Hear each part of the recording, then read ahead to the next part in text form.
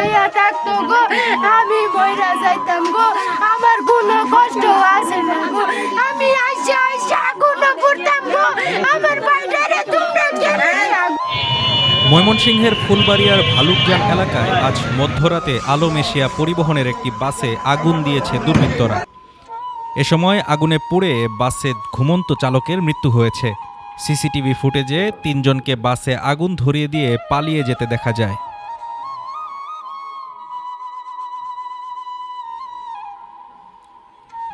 এদিকে আগুনের খবর পেয়ে ফায়ার সার্ভিসের কর্মীরা দ্রুত ঘটনাস্থলে গিয়ে আগুন নিয়ন্ত্রণে আনে। আগুন নিয়ন্ত্রণে আনলেও বাসের ভেতরে থাকা সব কিছু পুড়ে ছাই হয়ে যায়।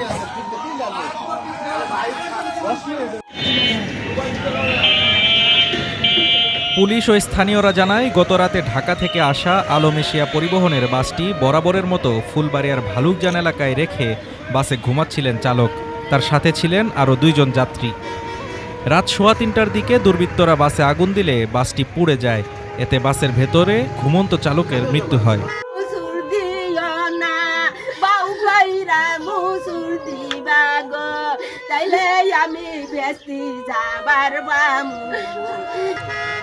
বাসে আগুন এবং চালকের মৃত্যুর ঘটনায় এলাকায় চাঞ্চল্যের সৃষ্টি হয়েছে। আগুনে পুড়ে মারা যাওয়া চালক ফুলবাড়িয়ার কোয়ের চালা গ্রামের সাজু মিয়ার ছেলে জুলহাস। নানার বাড়িতে থেকেই বাস চালাতো জুলহাস।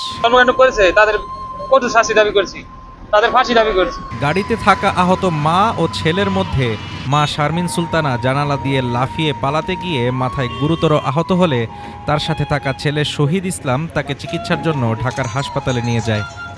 আমাদের আজকের এই দেশে ঘুমন্ত অবস্থায় যে এভাবে মানুষকে মারা হচ্ছে এভাবে, গত রাত্রে যে ঘটনাটা ঘটেছে আমাদের ফুলবাড়িয়াতে, এরকম ঘটনা ইতিপূর্বে আমার জন্মের পর বা কখনো দেখি নাই। ফুলবাড়িয়া থানার ভারপ্রাপ্ত কর্মকর্তা জানান, বাসটি ফুলবাড়িয়া থানার সামনে এনে রাখা হয়েছে। এ ঘটনায় জড়িতদের গ্রেফতারের অভিযান চলছে। রাত 3:15 সময় আর হলো এটা বাসটা ঢাকা থেকে চলে এসেছিল, ঢাকা থেকে যাত্রী নিয়ে চলে আসছে। আসার পরে আমাদের ভালুকজান ব্রিজ আছে, ব্রিজের পরে একটা পেট্রোল পাম্প আছে, সেখানে পেট্রোল পাম্পের উল্টা পাশে ওই পার্কিং করে রাখা ছিল।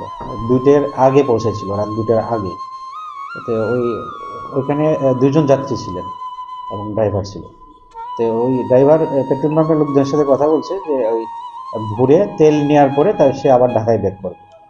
এবং যাত্রীরা যেহেতু এই এলাকার বাসিন্দা এবং রিমোট এরিয়া, চক্রাধাখানায় তাদের বাড়ি, গভীর রাতে এই জন্য তারা 2 মা এবং ছেলে তারা বাস থেকে না বের হয়ে বাসে অবস্থান করতেছিল যে ভোরের আলো ফুটলে তারা তাদের গ্রামের বাড়িতে চলে যাবে।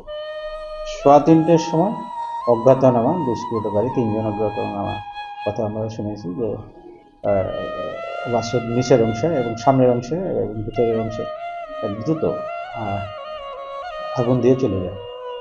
আমরা চেষ্টা করতেছি, এখন পর্যন্ত আইডেন্টিফাই করতে পারিনি, আমরা চেষ্টা করতেছি তাদেরকে আইডেন্টিফাই করার জন্য। সকালে ফুলবাড়িয়া উপজেলা নির্বাহী কর্মকর্তা মোহাম্মদ আরিফুল ইসলাম পুড়ে যাওয়া বাস পরিদর্শন করেন।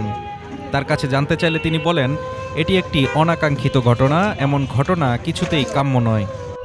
আসলে এটি একটি অনাকাঙ্ক্ষিত এবং এটা আসলে কোনোভাবে কাম্য না। যেটা হয়েছে সেটা খুবই তীব্র নিন্দা জ্ঞাপন করছি এবং আমরা এর উদ্ঘাটন করবো ইনশাল্লাহ যে কে বা কারা করেছে। দুপুরে ঘটনাস্থল পরিদর্শন করেন ময়মনসিংহ জেলার পুলিশ সুপার কাজী আখতার উল আলম। সিসিটিভি ফুটেজ দেখেন তিনি। এ সময় সিসিটিভি ফুটেজে 3 জন দুর্বৃত্তকে বাসে আগুন ধরিয়ে পালিয়ে যেতে দেখা যায়। পরিদর্শন শেষে পুলিশ সুপার কাজী আখতারুল আলম গণমাধ্যমকে বলেন, নিষিদ্ধ সংগঠন আওয়ামী লীগের কেউ এমন ঘটনা ঘটিয়ে থাকতে পারে। 11 তারিখ থেকে 13 তারিখ পর্যন্ত আওয়ামী লীগের একটা লকডাউনের একটা ঘোষণা দিয়েছে।